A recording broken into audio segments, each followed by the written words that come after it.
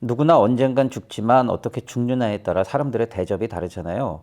평소에 남에게 베풀기를 많이 했거나 아니면 인류를 위해 많은 업적을 쌓은 분이 돌아가시면 당연히 사람들도 많이 찾아올 거고, 아니면 그분의 업적을 기리기 위해 여러 사람들이 칭송을 하겠죠. 반대로 살아생전 쓰레기같이 살았으면 죽은 후에도 자손 대대로 욕만 먹게 될 테니까요. 그렇게 따진다면 저희 시아버지와 시어머니는 자손 대대로 칭송을 받아야만 했습니다. 먼저 저희 시아버지는 동네에서 아주 유명한 복지가셨어요. 불우한 이웃 돕기에 늘 앞장을 섰고 모아둔 돈을 기부도 하시는 분이셨죠. 자원봉사도 늘 앞장서서 하셨어요. 부유한 집안 살림은 아니었지만 그래도 동네 사람들의 존경과 신망을 얻는 분이셨습니다. 시어머니도 인자하신 분이고 주인 잃은 반려견을 키워주는 분이셨어요. 하루는 제가 식사 준비를 하고 있는데 길 잃은 강아지를 데리고 와서 먹여주고 씻겨주고 강아지 주인 찾아준다고 노력하시던 분이셨습니다. 말 그대로 시아버지, 시어머니는 사람과 동물을 사랑하고 아끼는 분들이셨고 각자 분야에서 나름 인정받고 존경받는 어르신들이었습니다. 그런 두 분의 둘째 며느리라는 게 정말 자랑스러웠고요. 첫째 며느리, 즉 저에게 형님 역시 배울 점이 많은 분이셨어요. 나이는 3살 차이밖에 아마 안 났지만 워낙 근검절약에 부지런한 분이라서 한 달에 한 번씩 노인들을 위해 식사 대접도 하고 노숙자들 병원에 데리고 가서 목욕 봉사하는 분이셨어요. 어쨌든 집안 자체가 남에게 헌신하고 생명을 존중하는 분위기였습니다. 그래서 주변에 칭송도 자자했고요. 당연히 시부모님이 돌아가시면 나라에서 훈장은 못 줄지언정 동네에서 감사패 정도는 나올 거라고 생각했습니다. 근데 그게 모두 제 착각이었어요. 그리고 그 착각이 벗겨지게 된 계기는 교통사고로 시아버지와 시어머니가 돌아가시고 나서부터입니다. 두 분이 지방에 여행을 다녀오시다가 사고로 돌아가시게 됐어요. 근데 형님은 자신 때문에 두 분이 돌아가신 것 같다며 너무 죄송해 하셨습니다. 왜냐면 형님이 다정하게 여행 가신 김에 그 지역에서 나오는 특산물을 하나 사다 주시면 안 되겠냐고 부탁을 드렸거든요. 문제는 그걸 사러 가시다가 사고가 났던 거예요. 저는 형님에게 괜찮아요. 형님이 잘못하신 건 없어요. 라고 위로를 해드렸지만 형님 입장에선 그게 아니잖아요. 굉장히 자책하고 괴로워하셨죠. 게다가 급작스럽게 부모님을 잃은 남편과 시아주버님은 망연자실했고 그래서 저라도 좀 정신 차려야 장례를 치를 수 있다는 생각에 시부모님 연락처를 뒤져서 일단 시부모님 지인들에게 부고 소식을 문자로 알렸습니다. 그래도 어른들이 한 분, 두 분 오시니 장례 절차가 급히 진행됐습니다. 남편과 시아주버님도 조문객 맞이하면서 그래도 정신을 좀 챙긴 듯 보였어요. 문제는 사고 수습하고 장례 절차를 밟고 조문객들을 모시는 첫날 밤에 생겼습니다. 웬 곱상하고 지적으로 생긴 아주머니가 오셔서 시아버지 영정 사진 앞에서 너무 구슬프게 우는 거예요. 가족이나 지인이 우는 것과 뭔가 차원이 조금 다르더라고요. 원망 섞인 울음이라고나 할까? 여자들은 그걸 또 기가 막히게 눈치채잖아요. 아니나 다를까 형님도 눈치를 챘는지 저에게 오셔서 동서, 저분이 좀 이상하지? 뭔가 사연이 있는 것 같은데 같이 가서 물어볼까? 라더군요. 얼른 가서 그 아주머니에게 여쭤봤죠.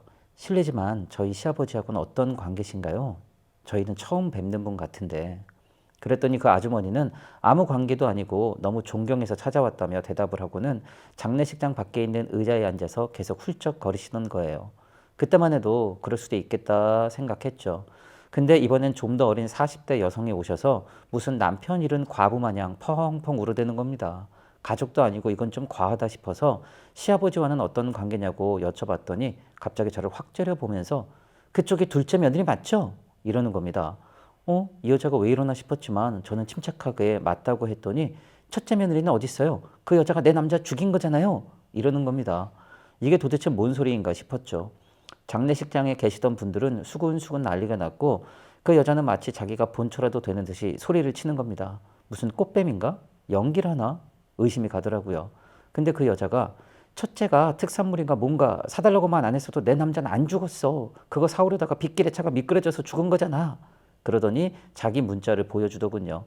남편은 그게 무슨 내용인가 봤는데 시아버지 전화번호로 온 문자였습니다. 그 내용은 첫째가 특산물 사다 달라고 하는데 길을 돌아가야 해서 귀찮아. 그래도 어쩌겠어 사다 줘야지. 서울 올라가면 연락할게. 사랑해. 라는 문자였습니다. 이건 빼도 박도 못하는 증거였어요. 다들 그 여자 데리고 나가려고 안간힘을 쓰는데 아까 먼저 와서 한바탕 울고 난 후 대기실 의자에 앉아있던 중년 여성이 들어와서 40대 여성에게 당신은 누구야? 이러는 겁니다. 둘은 갑자기 옥신각신 싸우기 시작하더군요. 말 그대로 자신이 시아버지에게 진짜 사랑받은 여자라며 싸움이 난 겁니다.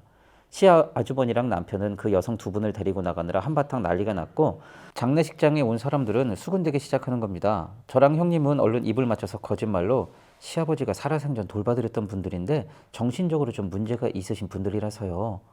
이렇게 어쩔 수 없이 둘러댈 수밖에 없었죠.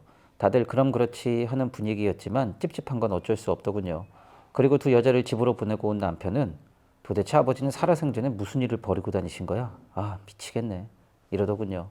그런데 더 큰 문제가 벌어졌습니다. 다음날 웬 건장한 척에게 노신사가 오시더니 시어머니 영정사진 앞에서 아이고 이렇게 가버리면 나보고 어떡하란 거요? 하며 마치 마누라 먼저 보내고 오열하는 남편같이 말을 하는 겁니다.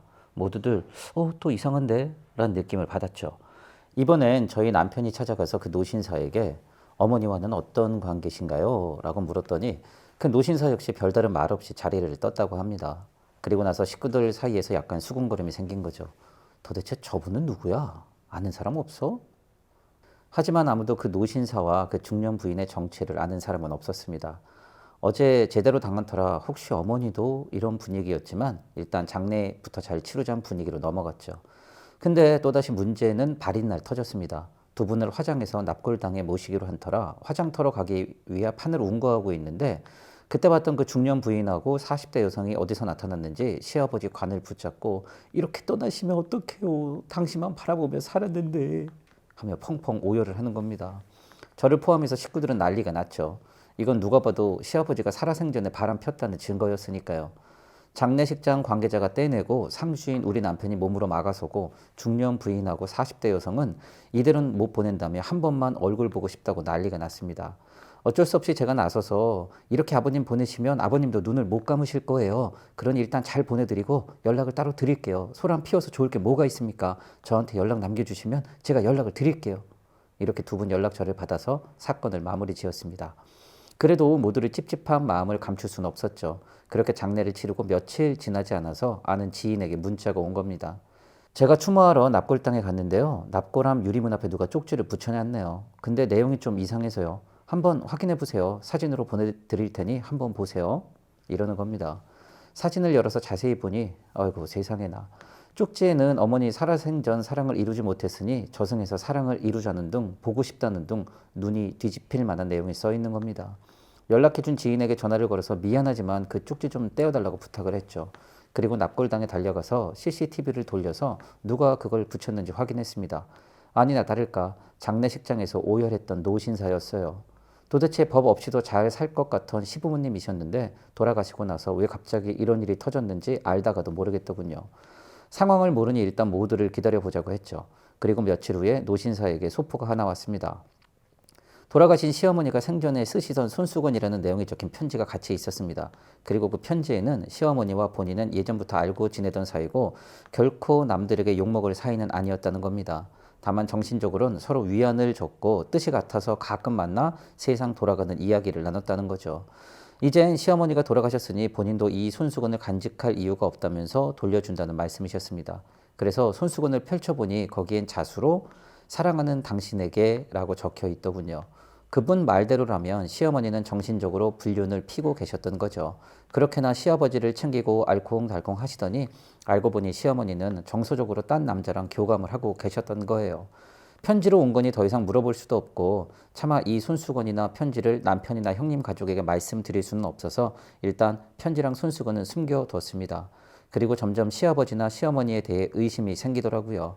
어려운 사람 돕는다며 지방 출장을 가시던 시아버지가 진짜로 어려운 사람을 도우러 가신 걸까? 다른 동네에 무료 봉사하러 간다면서 아침 일찍 나가시던 시어머니가 정말 무료 봉사를 하러 가신 걸까? 점점 혼란스럽고 의심이 됐습니다.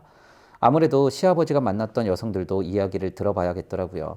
남편이랑 함께 중년 여성과 40대 여성을 각각 만나서 이야기를 들었습니다. 중년 여성은 나이가 50대 후반이고 이미 예전부터 관계를 맺어온 분이더군요. 그리고 이미 시아버지의 자녀까지 있는 상태였습니다. 남편에겐 배다른 동생이 있던 셈이죠.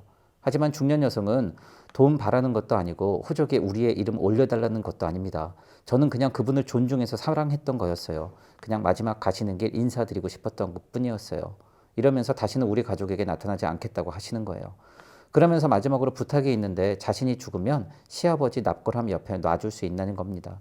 이게 도대체 무슨 미친 소리냐며 남편은 고래고래 소리를 질렀고 중년 여성은 죽어서나마 인정받고 싶었다며 미안해했습니다. 남편은 절대로 그런 일 없을 거라면서 선을 팍 그어버렸죠. 정말이지 자식 입장에서 미치고 환장할 노릇인 거죠. 근데 더 문제는 40대 여성이었어요. 둘이 찍은 사진, 같이 들락거린 모텔 영수증 등등 온갖 증거 자료를 내밀면서 시아버지가 곧 이혼하고 자기랑 산다고 했고 집을 계약까지 했는데 아직 빚도 남아있으니 그걸 해결해 달라는 겁니다. 정말 사람 뚜껑이 열리더군요. 물론 남편 역시 무슨 말도 안 되는 소리를 합니까? 그리고 설령 아버지가 그런 약속을 했다 쳐도 그걸 왜 우리가 갚아야 하는데? 이러면서 한마디 했죠. 그러자 그녀는 아버지가 계약한 아파트 계약서와 공증까지 끝낸 각서를 보여주며 보세요. 저는 법적으로 마누라가 아닐 뿐 일단 돈으로는 아버지에게 허락받았고 같이 살기로 한 여자예요. 어디서 감히 나한테 눈을 부라리요? 이러면서 소리를 치는 겁니다.